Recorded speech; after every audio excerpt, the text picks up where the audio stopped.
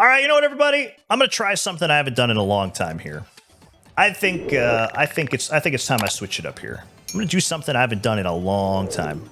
We're gonna play Rocksmith Plus. That's what we're doing. We're checking out Rocksmith Plus. I haven't loaded this up since September of last year, everybody. You know what? Let's make a YouTube video out of this. We're gonna just do a lot of stuff. I'm gonna send it to Chaotic, and he can deal with all the footage because that's what Chaotic does. Chaotic just won a Kiesel from my stream, so he could deal with the bullshit. All right. As you know, I've had a troubled couple of months, actually a year, with Rocksmith Plus here. I haven't really shared my thoughts about Rocksmith Plus in a while.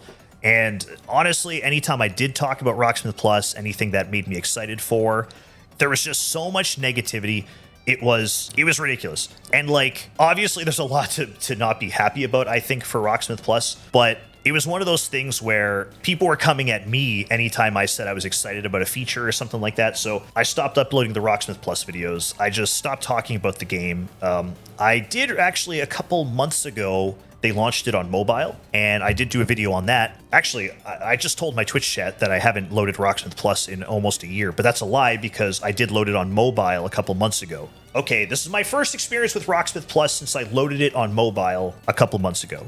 But I've never actually done a full in-depth thought analysis of what I thought of the software, just because, yeah, there was so much going on. Anyways, I loaded up. The first thing I check is the tone designer there yet? The tone designer is not there. So still no tone designer after a year. So what's different? I'm just going through here. What looks different? Menu looks pretty much the same.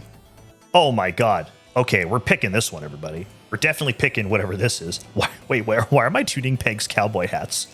Okay, so there's definitely a lot more lessons than the last time I checked this out. I'm just scrolling through here. It looks like there's a lot more lessons, but tone designer is still not a thing. Multiplayer, I mean, will multiplayer ever be a thing? Who knows? Haven't seen it. I guess the only real big difference we can find is in the songs, right? Even right now, they haven't done anything to improve the menuing. This whole Netflix style song selection, I think would work if you have 100 songs. But what's Rocksmith Plus sitting at now? What's Rocksmith Plus sitting at now? Thousands? You can't. I feel like you just can't have this horizontal scrolling style of song selection anymore. It really just doesn't work. Oh, also they're adding piano in 2 weeks. So the fact that they're adding a whole other instrument, adding a whole second instrument, so guitar, bass, now piano, that right there to me increases the value of this so much. I bought the this Donner 88 key full weighted piano back there, right? I'm excited. And apparently there's going to be 300 songs piano at launch. Actually, don't quote me on that. I think I heard that somewhere. I don't know if yeah, just maybe ignore that. But there's supposed to be a lot of songs at launch. I am now happy to pay that subscription because if they get the lessons in there, I'm so excited to see what their piano layout looks like. For the same subscription price, that's what they say. It's going to be the same price. You pay for one subscription, you get all the Rocksmith Plus. So that is a huge boost to the value of this product, of this game here. If they can modify the engine to add another instrument, you better fucking believe that they can modify the engine to add extra strings, 5-string bass, 6-string bass, 7-string guitar. Now, will they? I don't know. Maybe we'll start a Chainbrain campaign. Justice for Chainbrain, get 7-string on Rocksmith Plus, so people can leave me alone and stop asking me, hey Chain, why you play 7-string on Rocksmith? And from what I understand, everybody, the piano content, it's just a MIDI hookup. So if you have any sort of MIDI controller, digital piano, with a MIDI hookup, you should be able to play along. So, okay, one complaint. Not really complaint. That's kind of a complaint. Feature request. In Rocksmith 2014, you can go up and down to change the strings here. And I cannot do that right now. Yeah, I don't know. I'm playing along with these songs, and I think I'm able to play. We're doing well, right? We're getting good scores. But actually, Golden Fun in the chat here brings up a good point. I don't see any visual feedback for when I'm missing a note. But also, I don't see any visual feedback for when I'm hitting a note. So, we get to the end of the song here, and I'm surprised by the score because I don't know. I don't know how well we were doing. I don't know if we were doing good or bad. Maybe that's a stylistic gameplay choice. Don't focus so much on if you're hitting or missing. I've watched a lot of people play Rocksmith, right? And if people are seeing a miss, they're kind of like, oh, ooh, oh no, like, you know what I mean? And then they get in their head and they start messing up more. So maybe it's just like play along, see what happens. I don't know, like get to the end. Because then at the end, right, it tells you like what parts you should be practicing, where you missed. I don't know, maybe that's a reason. I still miss that like miss or hit. Like every time you hit a note, it kind of pops, you know? So it's like, yeah, hit the note. But Major also brings up a good point. Like, you know, a couple years ago, you know, doing Rocksmith 2014 all the time, I really kind of, you know, it's fun to be like, hey, I got 90 on the song, but really in my head, like I'm not worried about it. You know, what I'm worried about is making something sound good or sound okay. We should be able to change the quantity of feedback, maybe. Yeah, maybe something like that. I will say though, I think they have, like just looking at here on the menu, I think they have upped the colors. And not in like, how do I explain it? Like the colors do look a lot more saturated than I remember them being. So this is something new as well. You can actually customize, you could change the color of each string now. I don't know why it's not under pathway options.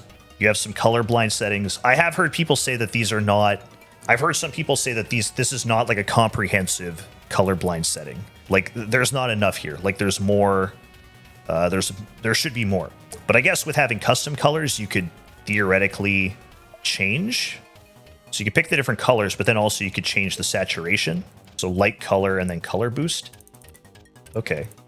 So you see on the one string there's a little bit of a difference. Wasn't this in Rocksmith mods? Yeah, so this, if you had RS mods for 2014, you could do this. It's nice to see that being added, right? Like this is just a benefit. This is just a plus to Rocksmith Plus. There's no you know, this is hardly a thing to complain about. Anyways, the whole reason I came here to begin with is because I wanted to say the default colors look a bit more saturated than I remember seeing in the beta. I remember thinking that like the red looked a bit too pink. Like all the colors just, these string colors looked a bit washed out. It seems like they really saturated them and it looks a lot better than I remember it being. Because that is a complaint that I had. I remember specifically like complaining about that in my feedback, saying like the strings, like the colors are just too muted. So the big thing though, everybody, is that apparently they signed a deal with WMG. Like that's exciting because under that umbrella of Warner, there's a lot of stuff. Like lots of metal, lots of rock, right? You know, lots of other stuff too that other people, you know, different genre players can be excited for. But like me specifically, I'm looking for the rock and the metal stuff. So we're getting a full Sepultura like greatest hits, which is amazing. You know, Linkin Park, I think that's a good start. And it's really like, it exemplifies what they were trying to do with Rocksmith Plus. Instead of going to the labels and being like, all right, you know, Ghost, we want to license Cerise and Year Zero and, you know, just like XYZ, whatever songs. Instead of picking like 3 or 5 songs for DLC packs, what they're doing now is they're going to the labels and they're saying, give me all of Linkin Park. So that is now available in Rocksmith Plus. Now, the people work at Rocksmith Plus, you know, they do some charts, they'll do some lead paths for some songs, but the other ones are still available. So that means in the Rocksmith Workshop, community members can go in and make charts for those licensed songs. They're trying to legitimize the, you know, the community aspect of it. I think the real big problem is, and we haven't touched on this part yet, they are in no way incentivizing people to chart for Rocksmith Plus. And I think like even if you want to chart for Rocksmith 20, you need to have your own subscription. So like people have to pay to play Rocksmith Plus to then be able to chart songs. So it makes no sense. Like give them credit or something. Like, hey, you charted fucking 20 Rocksmith Plus songs. Here you get, I don't know, Assassin's Creed for free or I don't know, literally anything. Like literally anything. The fact that no songs are guaranteed to stay. Oh, that's another thing. Dell brings up a good point as well. As you know, Dell charts a lot of the stuff that we play in 2014. Yeah, they've also taken things away. Like in Rocksmith Plus, they've had songs that are added, and then I guess the licensing changes or whatever, and they take it down. Why would Dell spend their time charting a track that could potentially disappear next week?